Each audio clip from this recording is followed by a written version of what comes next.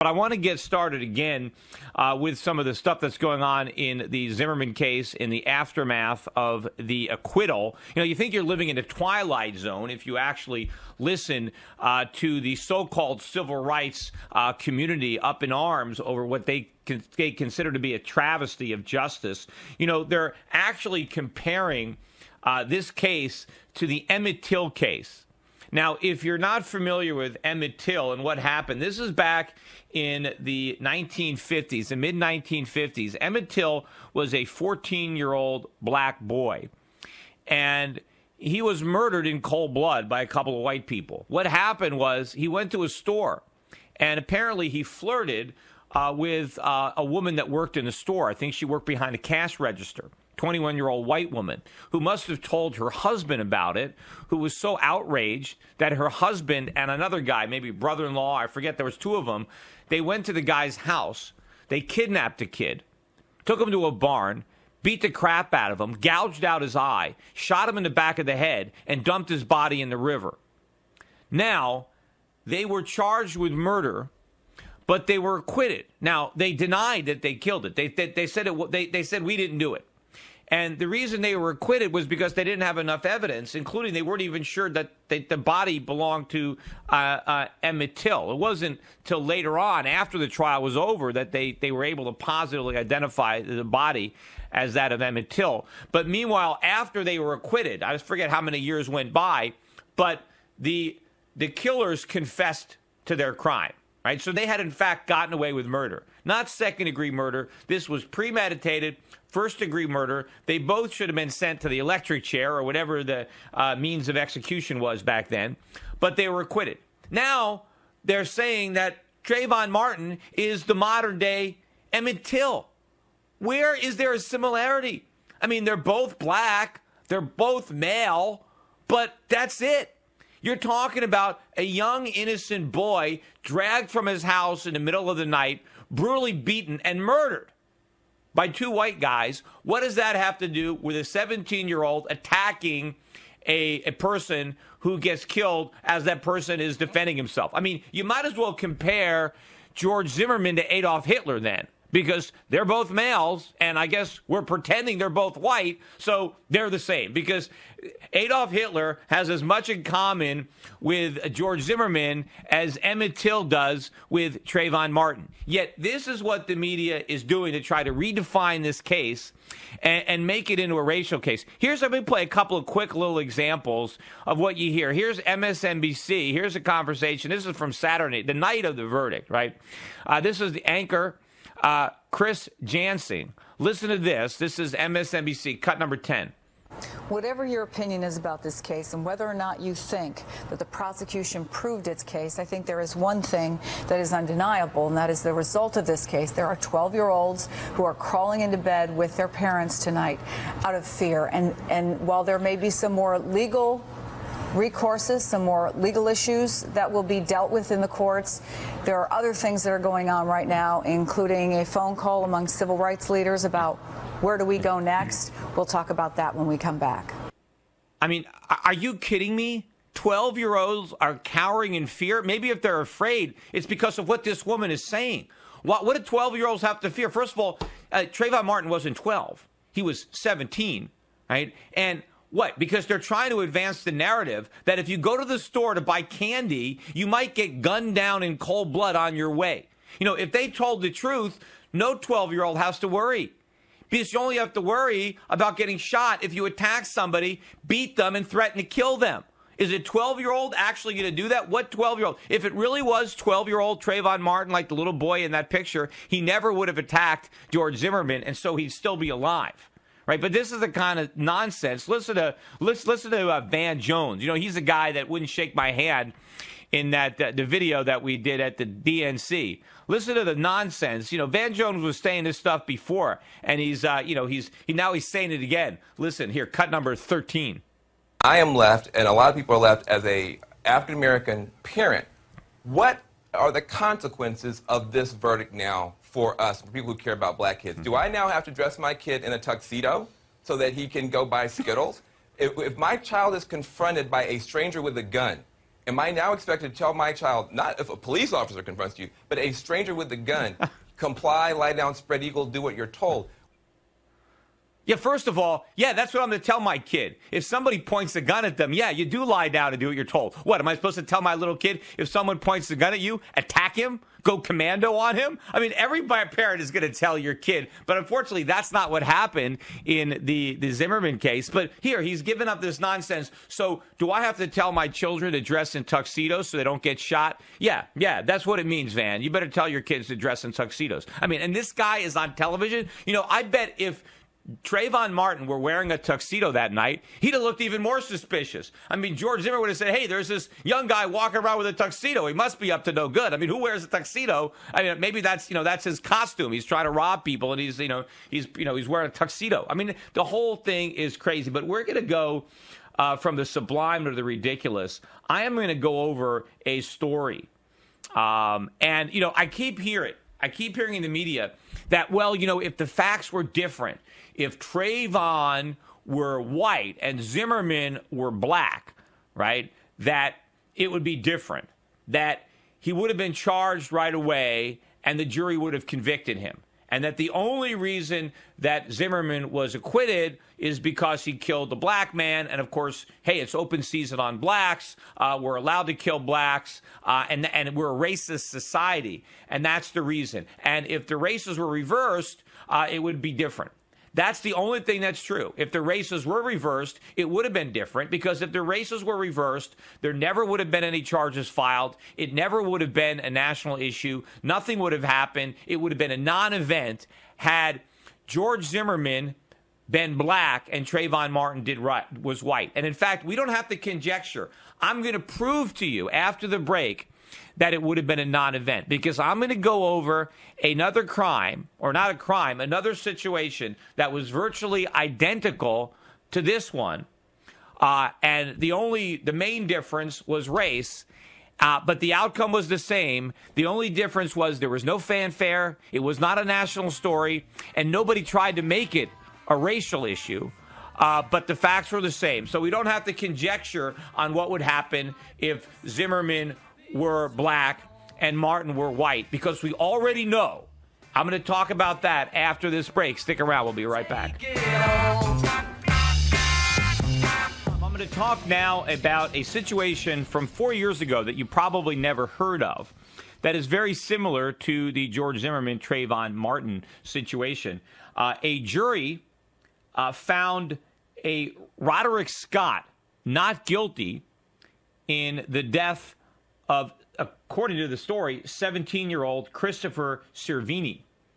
And Roderick shot the 17-year-old. He claimed in self-defense. He was charged with manslaughter. He wasn't charged with murder, but it was a lesser charge of manslaughter. And these are the facts of the case. The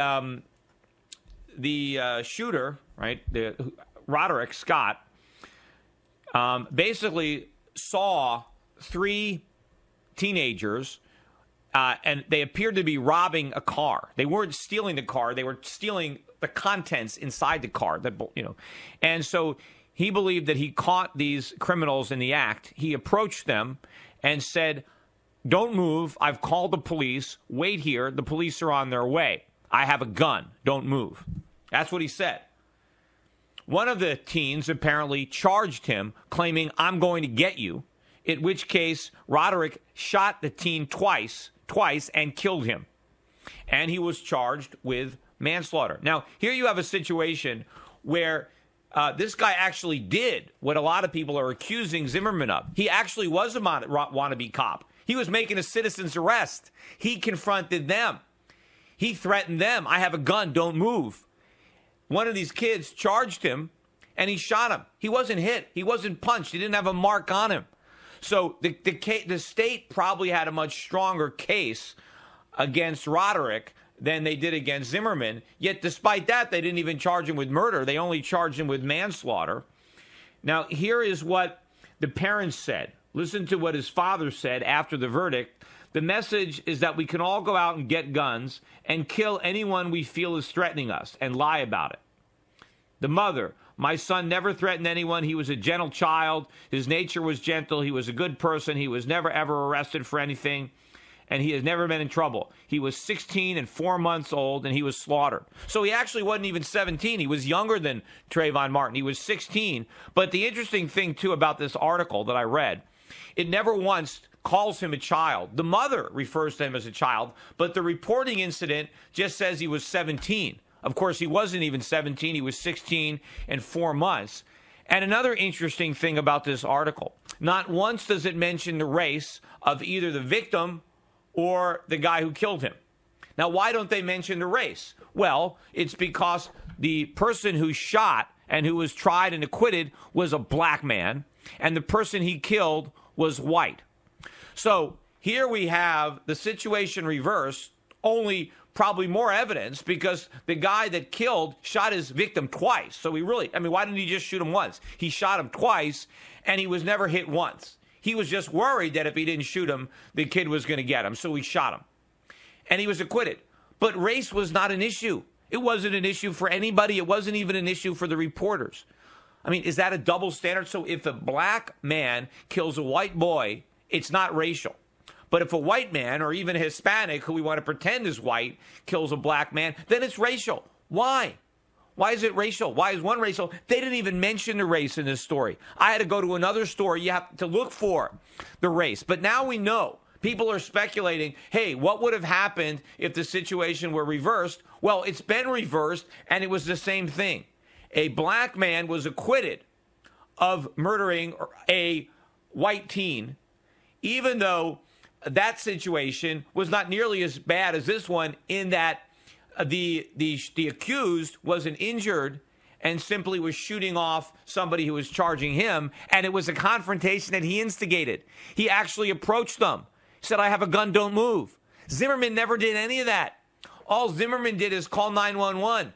He never came close. So here's the identical circumstances. Okay, where are all the white parents? Where was the national outrage? Why aren't people saying, what is a white mother to do? How can we send our children out into the world? They might be gunned down just for taking something out of a car. What if somebody takes the law into their own hands? They go to the car, they're getting something out of it, and some black racist assumes that my child is a robber and just guns him down. Where was all that?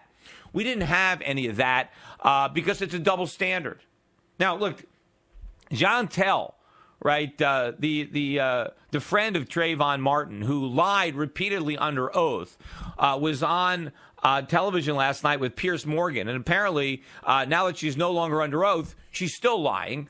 And so she hasn't stopped. And I don't know why, why is it that nobody can call a black person a liar, even when it's obvious that they're lying? Have a listen to what she had to say on the show yesterday when she was asked about the term cracker. Because remember, she said that Trayvon referred to Zimmerman as a creepy-ass cracker, and she said it wasn't racist at all. And here's her explanation about why. Listen to this. It's cut number 12.